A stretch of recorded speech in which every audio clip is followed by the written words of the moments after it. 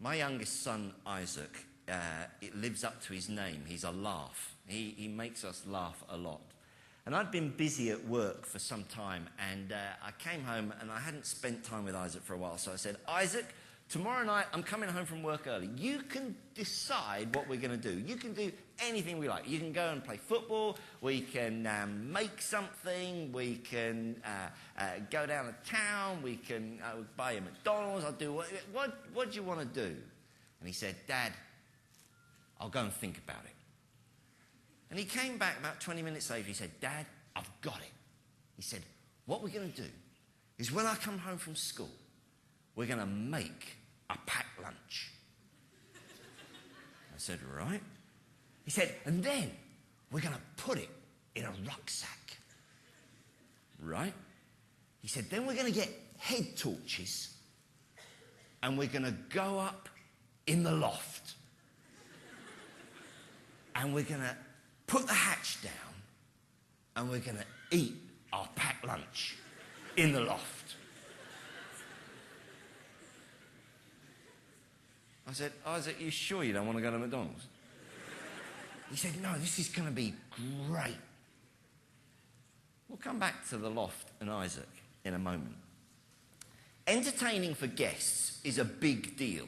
And Martha and Mary, who lived in Bethany, have got at least 15 dinner guests this particular day. They've got Jesus and his disciples, they've got Lazarus, their brother, and the two of them, and there may well have been others. And entertaining for 15 is a big deal.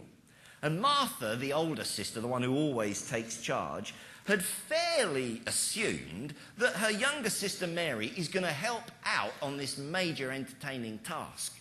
But Mary gets completely transfixed with what Jesus is saying. And in this first picture, we have Mary sitting at the feet of Jesus, listening. Now, Luke records how Martha just blows a gasket. But I think we can fairly safely assume that there'd been a kind of build-up to this. You know, the kind of body language, the facial expressions, you know, the gesticulations, the kind of coughing, trying to get Mary's attention. Mary, I wonder if you can come and help me with the spaghetti. You know, that kind of thing. Well, you know, it's not going to be pork pies, is it? But anyway, so there's been a build-up, and eventually Martha just explodes with frustration and interestingly takes it out on Jesus. She sees it's Jesus' fault that he's so interesting, and she says, Lord, don't you care? It's not the first or the last time that Jesus was to hear those particular words. And then Jesus says, Martha, Martha, you are worried and upset about many things, but only one thing is needed. And Mary has chosen what is better, and it won't be taken from her. And so we have this first snapshot of Mary sitting at the feet of Jesus, listening. Now, what's really important to understand is that Luke, the writer, is not saying that Martha was wrong and Mary was right. He's not saying that every Christian shouldn't get involved in activity and should always be just praying and listening to Jesus. Luke's very clever. He has sandwiched this story in between the story of the Good Samaritan and the Lord's Prayer. In other words, the way Luke has edited his letter is a way of saying that Jesus' spirituality is always both inward and outward. It's always quiet and active. Faith without works is no faith at all, but for the Christian, the inner world of a relationship with Jesus, sitting at his feet listening, must energize our outer world of activity. In 1989, Michael Plant set sail in his yacht, the Coyote, from the west coast of America, and he was out to circumnavigate the globe again. He was the most prolific yachtsman of his day. He had twice done this already, and he set out to go entirely around the world, through the world's oceans. And nobody worried when they hadn't heard from him for 10 days. But after 2 weeks, even things can happen to the greatest yachtsman of a generation. So they sent out an aircraft to search for him. And nobody knows what happened, but eventually they found the yacht Coyote upside down in the water with its keel completely sheared off. They think a whale may have hit it. But Michael Plant's body was never found, and the greatest yachtsman of his generation was lost at sea. Why am I going on about yachting? Well, the same principle in nautical engineering is the same principle in Christian life. And that is that when what is above the waterline is greater in substance than what is below the waterline, a boat goes belly up. And in our Christian lives, when our activity, when what is seen above the waterline by everybody else is greater in weight and substance than what goes on behind closed doors in our own walk with God, then our lives will go belly up.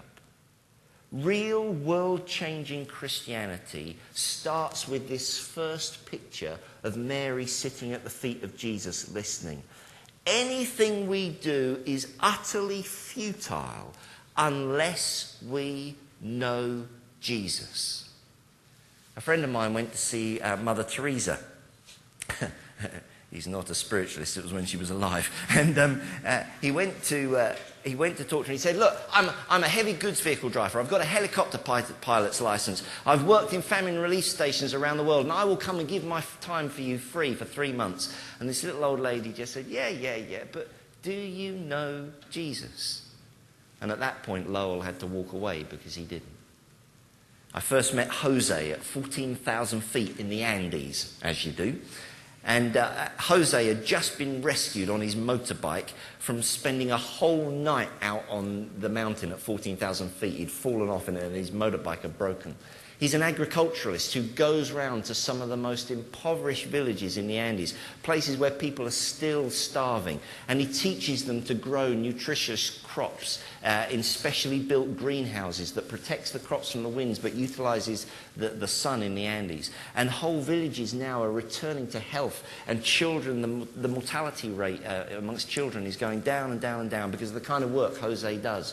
But he nearly died on the mountain that night, and I said to Jose, why do you do what you do? And through the interpreter, he said, when you have truly experienced the mercy of God, you cannot help but do good. Jose is 23 years old. Our activity has to be driven and resourced by that inner world of knowing Jesus. We live in a crazy-paced world, but activity is not achievement. We have to learn to sit at the feet of Jesus and be quiet. We have to learn that our life is resourced at the centre through Him. I'm not talking necessarily about a quiet time. I don't think Jesus models that as much. Just this intense dependence for everything on God. I'm not asking you if your life is balanced or not. It seems that the journey of faith to me is a bit like walking a tightrope. Every step of the way we're fighting for balance. I'm asking, do we know this God?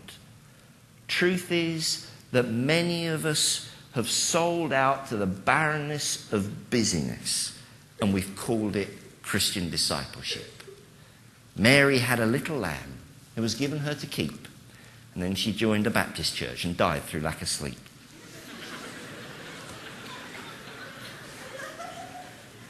Actually, there's a serious point to that. You know, we live in a marketplace of belief and faith today. And sometimes churchianity, a Christian understanding of spirituality which goes no further than our church experience, can seem incredibly superficial compared with other forms of spirituality out there. There is a depth to be discovered. A couple of years ago, I was invited by a Christian magazine to go to a monastery for a spiritual retreat. They obviously thought I needed it. And so I said, and they said, we'll pay all expenses as long as you write about it afterwards. So I said, okay, that's fine. As long as I can write about it anonymously. So I did. So now if you find the article, you'll know who wrote it. Anyway, I drove all day to this big monastery in North Wales, and I got out of the car and it was just getting dark, and I walked up the drive and it looked like Hogwarts. I mean, it was really impressive. And if you don't know where that is, don't worry. Anyway, so I walked up and there was this massive bolted door, and I kind of knocked on the door, this great knocker, and then deep within the bowels of this building I heard